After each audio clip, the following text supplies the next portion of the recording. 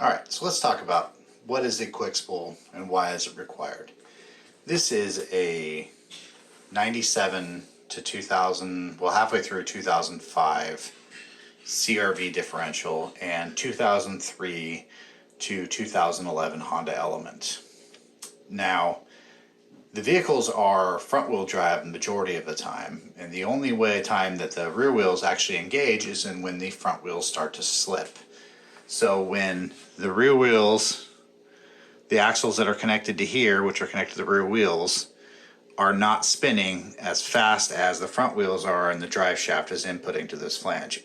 Inside of here is what's called a dual pump assembly, which is measuring pressures based on the speeds from the two different areas. When it starts to sense that one is spinning faster than the other, it applies that pressure to a series of check valves and will push a diaphragm up against a clutch pack, which will then transfer power from the drive shaft to the rear wheels. But then as soon as the wheels start equalizing as far as speed goes, it releases that pressure and it goes back to two-wheel drive, which means you have spotty traction going up hills, snow and ice. If you have a CRV like this and you've ever tried to kick it loose in the snow, you'll notice when you try to kick it loose, for a minute it will just understeer before all of a sudden, oh, there it goes, the rear just kicks around. That is the dual pump assembly kicking in. What the quick spool is going to do is it's going to reduce the amount of time that it takes for the power to transfer to the rear wheels, and then increase the amount of time that the power stays to the rear wheels. So if you're running trails or going in snow or whatnot, it's going to make all the difference as far as when you get traction, but will not affect any of your drivability. The point of putting a quick spool in too is that these diffs need to be serviced, and oftentimes they have the wrong types of fluid and things in them. So it's one of those do maintenance and then pop an easy upgrade in, and we're going to show you how to do it. So there are two ways to do this. A lot of people will remove their whole differential because it's a good chance to change your mounts, your vibration dampener, things like that. But you can also do it on the car because the differential is mounted here, and then the axles are going across. You just need to take this nose cap off, the cowl, to be able to get to the pump and the clutch packs. It's really not that difficult. You just, I'm going to do another video about it on my regular YouTube channel, just so you know. You just need to take this flange off and loosen these bolts, and you can access everything, which you can do under the car. Is it the easiest thing in the world? No, but it's easier than taking the differential out. So what I'm going to do for this video is just show you the breakdown quickly, what my quick spool does and how it goes in, and you can go from installation from there. Okay, so this video, like I said, covers 97 to halfway through 05 CRV and 03 to 11 Honda Element. It does not cover the 05.5 plus differentials, which have what's called a ramp up. I will do another video about that later. The elements are almost the same with the exception of a spacer. So the first thing we're going to do is we're going to take off this nut on these differentials. It's a 32. It's a 34. So it's not the same as like a Honda Civic axle nut, but it's not the same as a large CRV axle nut. It's right in the middle. It's a 34. I got this one just from AutoZone. It was like $8.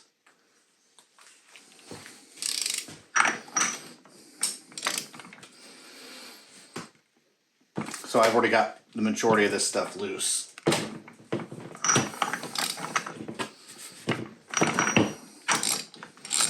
Just for the speed of the video, you're obviously going to have to use an impact or a breaker bar or something, but it's also going to be easier when the vehicle's in because you can lock the axles with the e-brake. So we're going to take off this nut. As you can see, it's got a little indent in it that is normally hammered in with like a punch, which locks it in place to this little tab. So prying this flange off is almost impossible. So the easiest way to do this is to, after you've drained the fluid, obviously, is to take off all the 8mm bolts around the perimeter. They're just 8mm bolts like this. They do not go bad. They do not need to be replaced. But they are all around the perimeter. I just use an 8mm socket.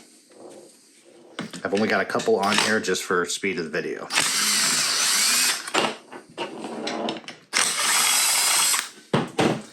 You have to use various extensions and things to get to it. It'll be a little bit difficult, and there will be silicone sealing it together. So, and expect there's going to be a gush of fluid, so make sure you have a pan even if you've pulled it out. You take a screwdriver in there, and it's going to pop apart. Now this holds a clutch basket, which means you can pull it apart without having to take this flange off. Hopefully your clutch basket stays mostly intact, because as you can see there are some clutches in there. Because of the angle and because this is dry, usually the fluid kind of helps hold it together. A couple of it kind of... we don't have to do anything with the clutch packs, and we're not going to show you anything on the clutch packs in this video because it's not important to the actual functionality of the quick spool. This is the dual pump assembly here. We need to remove this. It's 3 8mm bolts once again. Again, these aren't tight, and this would normally be... there'd be a lot of fluid here.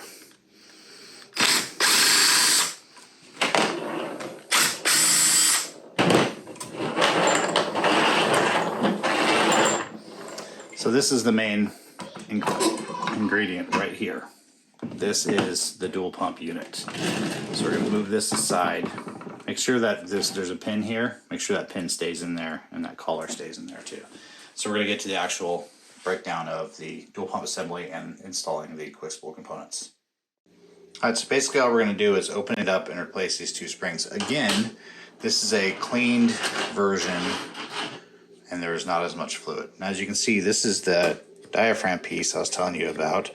Pressure pushes behind it and then gauge it pushes on the clutch basket. So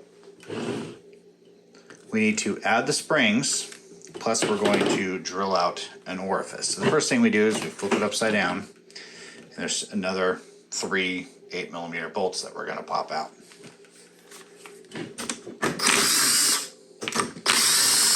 Now as you undo the last bolt, make sure you press down on it because it's going to want to pop like a jack in the box because there are springs in there.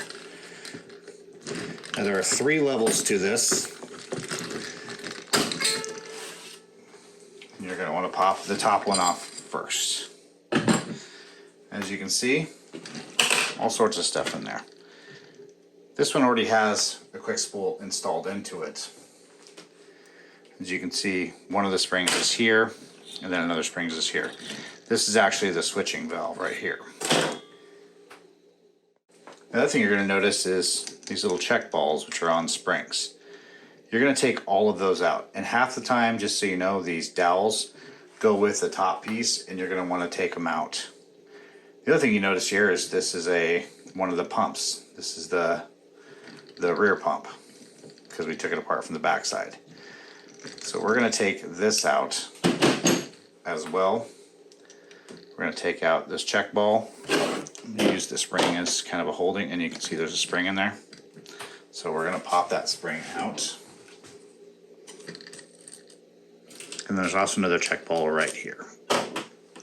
Once we've done that, we can remove to the next layer. This one has way more check balls and springs in it, so be gentle. Again, see how the dowel pins went with the top piece? So now here you're going to have, there's only 2 sizes of check balls and 2 sizes of springs, so you can't really mix them up. So you can put them all in the same pile and not really worry about any ill effects. So we're going to take them out. And the other piece you see here is the thermal switch. This is made so if the diff is working too hard and everything gets too hot, it relieves the pressure immediately so the clutch packs don't overheat, disintegrate. Push it out from the bottom. And again, we have another pump drive gear and this guy, which we were supposed to take out on the other side. And there's another spring right here. So this moves us to, this is the only part you have to actually do anything memorable. So we need to peel this off. So we push it down on one side, take a screwdriver, try not to damage that rubber seal. In fact, don't try, just don't damage the rubber seal. You're going to work it around until you can remove this whole diaphragm. Like that. There's a little spring guy in there. Note the orientation. So you see this hole right here? We're going to drill that hole out. It's already been done on this, but when you look at yours, the hole is half the size. We're going to double that size.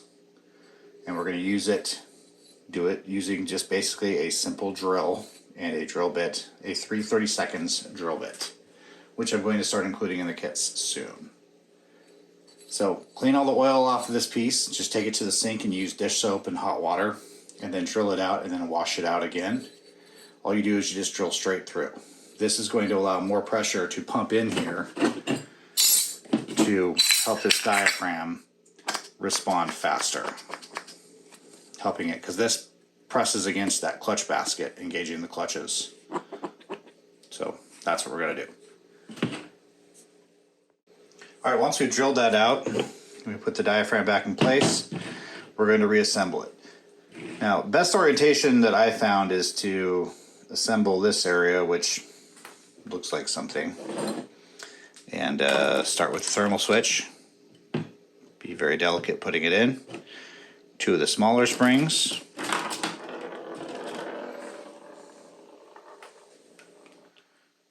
Two of the smaller check balls. Another one of the smaller springs. The other small check ball. A larger spring. And 1 check ball. Then, like I said before, assembling it is a lot easier if you put the dowels onto the piece that you're assembling. Also, don't forget your pump gear that you took out. Make sure you don't get them mixed up. If you do get them mixed up and you can't tell which one's which, just remember this piece that comes out of the front where the diaphragm is fits here and the other one does not. So if you do get them mixed up, no big deal. Okay. Once we make sure we have everything on there, we take our piece. Notice the gentleman's area looking place, and we're going to put it straight down onto the dowels. The dowels will basically hold it for now. So we're going to take the last remaining spring, 1 check ball in the spring, the other one drops on top of the hole where the thermal switch is. We want to make sure our dowels are there. We're going to put our oil pump ring in. Sorry, it's not an oil pump, but you know what I mean. The fluid pump. This one goes facing down, same way you pulled it out. It's just basically paying attention to how you took it apart. So pop it in so it fits right. Now you're going to take the old spring out of this unit and then install the new spring that's in the kit. You need to kind of work it in there. Make sure it bottoms out and can't go down any further. And then put it in so that it's lined up. And this is a much smaller spring than the one you took out. Much smaller. But it's okay, it's supposed to be that way. Just kind of lay it over like that. You see this piece? We got the dowel pins on the bottom. See this big hole? That's where this spring that's sticking out goes. Like I said, make sure that's in there. Line your spring up. Put it on straight. And then push it together so it sits on its dowels. And then keep it together until you get one of the bolts in. This is an aluminum assembly. These do not need to be super tight. There also is no gasket maker or anything required. Put it together. Make sure the pump gears move on both sides. And that's that. We put it back into the diff the way it was done. Put brand new Honda dual pump fluid in it and enjoy a faster responding diff. You will notice it as soon as you hit snow, mud, gravel, everything. It's a big difference. Thanks a lot.